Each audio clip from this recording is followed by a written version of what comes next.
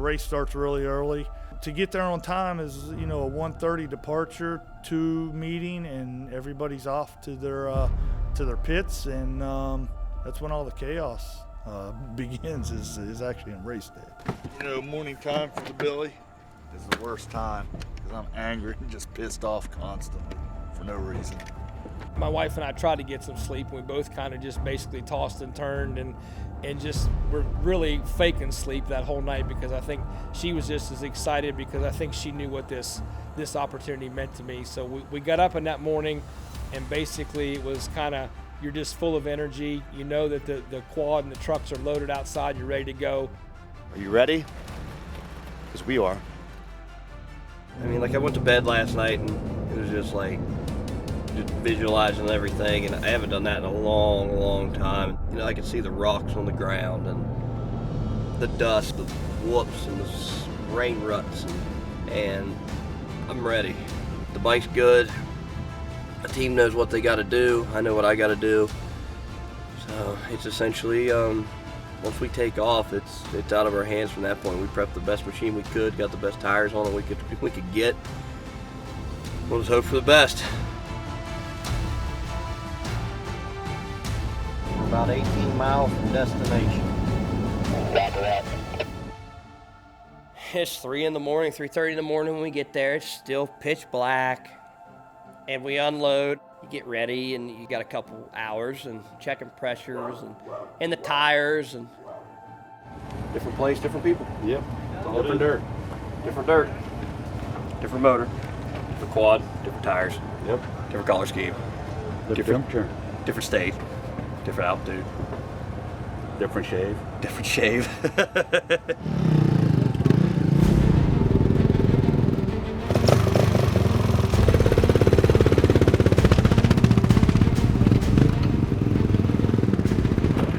It's still dark, getting a little nervous, but we'll make it go, right?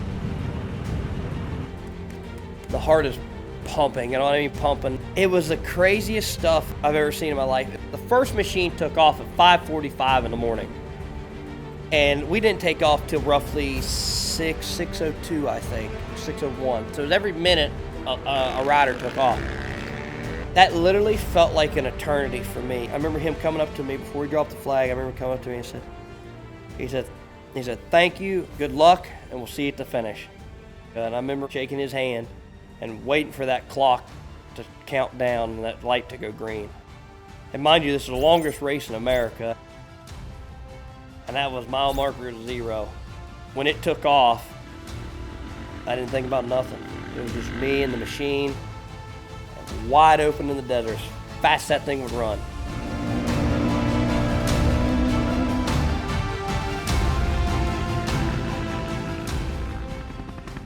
And it was 30 miles to the first pit.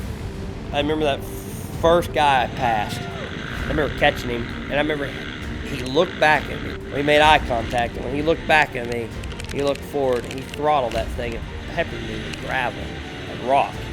And it was like getting sandblasted. He ended up wiping out in a turn, and it was everything I could do to check up to miss him, because we were pretty close. Checked up, missed him, made sure he was okay, and took off. But I also remember the first guy that passed me. The guys are professionals, and I'm obviously the underdog. I mean, it was very humbling.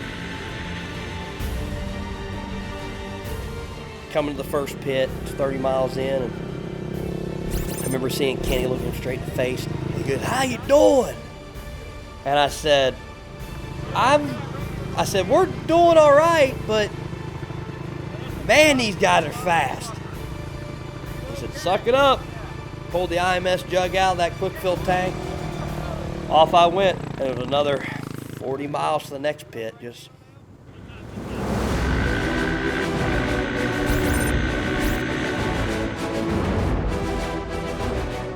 stop went good.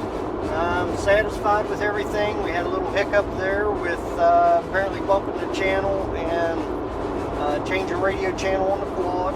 We got Adam situated with that.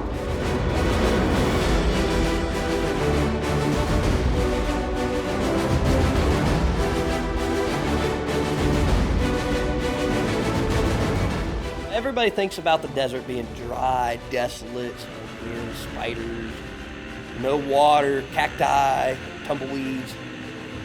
Completely opposite. They got some flooding down there. It was like lakes. And I'd be running 60 mile an hour as hard as my 450 would run. And it would be like all of a sudden it would just, and mind you, this is early. This is like sun's coming up. So it's like glassed over. What the heck is that? You'd be running 60 mile an hour and all of a sudden you'd just be running into a lake. And it might be this deep, it might be that deep. You had no idea. And it was, there was no issue ever with the tire problem. I mean, the tires were pulling the whole time, and the motor had enough torque to get through it, and the air filter was keeping everything out of the engine, and it was wild. I've never seen lakes in the desert, and that's what I ran through was lakes. Negative. It did not look that bad. I think it's just a precaution. There's a lot of water out here. I know that section he went through was really wet. He said it was kind of like running swamp. He said so he kind of thought the same thing that happened at Snowshoe because there was no spring in the filter. He was worried if we got that filter wet, it was going to suck shut and suck water in the motor. Okay, I understand. So otherwise with the exception of the gearing and a little twitchiness at high speed, he said ran great. He was comfortable. Yep. Okay.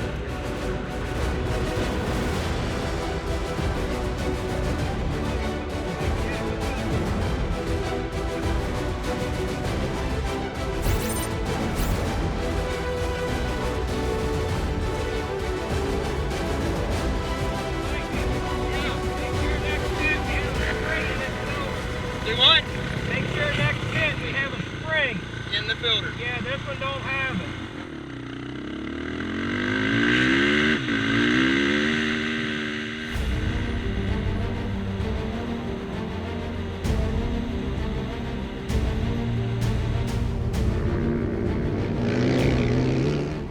Woo! So it looks like Adam's left. He's 15 minutes out of pit 2, so we may have a half hour, maybe. I'm just gonna get ready so we're not the hold up here.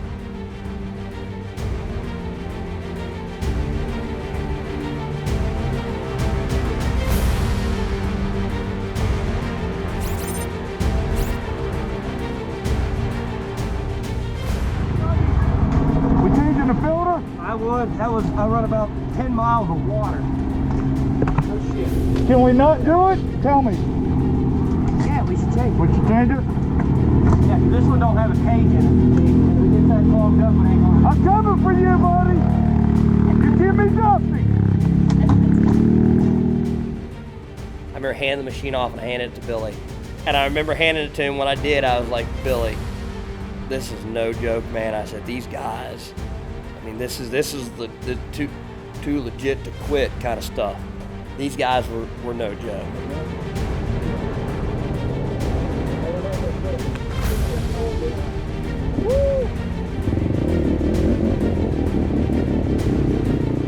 As soon as I took off from pit 3, everything was working good.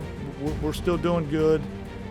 We picked up the chopper that was coming to take some aerial footage of us, and he stayed with me probably 20-30 miles, and an awesome experience running 60 mile an hour through the desert with the chopper just banking up sideways, coming 10 feet from me.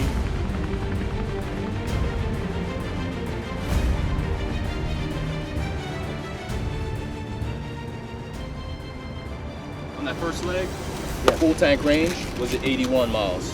Okay. Second leg, it dropped all the way to 63 miles. Third leg, 70.8. It may be due to long flat silt beds or somewhere that there's We're also doing fuzzy math off a jug, right? Yes.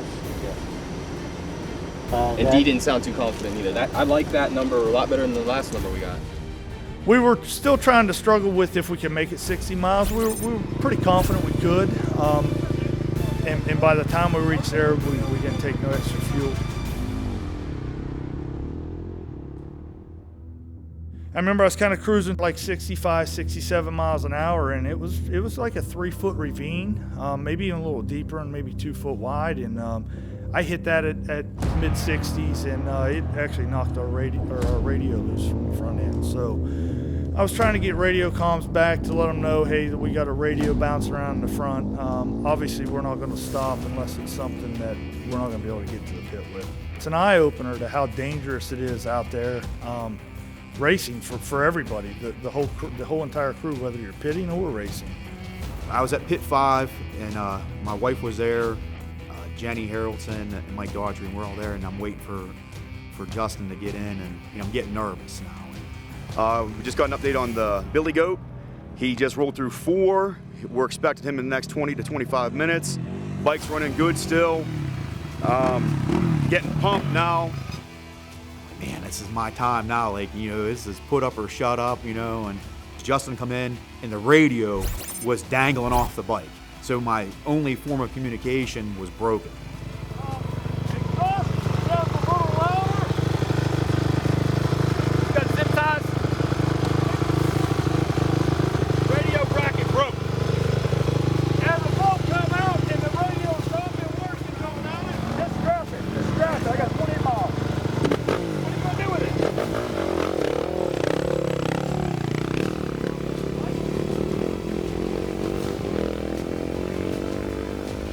I left the pit, the first 5 miles was pretty fast, and I got into like 18 miles of real rocky condition like we would see back here.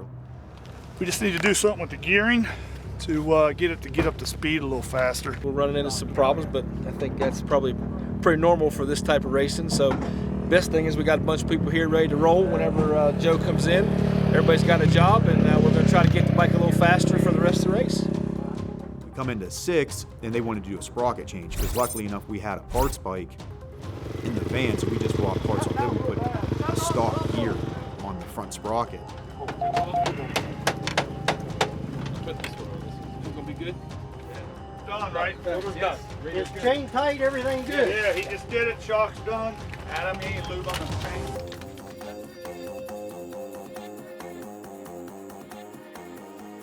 When they gave the bike back to me, I went back out to go to pit 7. It was a whole different bike. That bike would haul ass then. I was in clean air the whole time. I could run about 60 miles per hour, 65 miles per hour almost the whole time. Hoping for Joe to roll in pretty soon. I'm going to take over at 8, run 8, 9, and 10, and meet up with Gator then at 11. And That's me. Going to turn it back over to Gator, let him take it to the house. It was at mile 274.4 or something like that, right around there. And I had like 5 miles left to get to the pit. I saw the first danger and I saw the second one, so I slowed down for it. I was looking across there and it just looked like it was really rough. So I got back in the throttle here. At the end of it, there was a big kicker. And what I mean by a kicker, there was about a 2-foot ledge that had been washed out that if you didn't hit it the right way, it might kick you off the bike. Well, I hit it, going, 50 miles per hour, I'm guessing.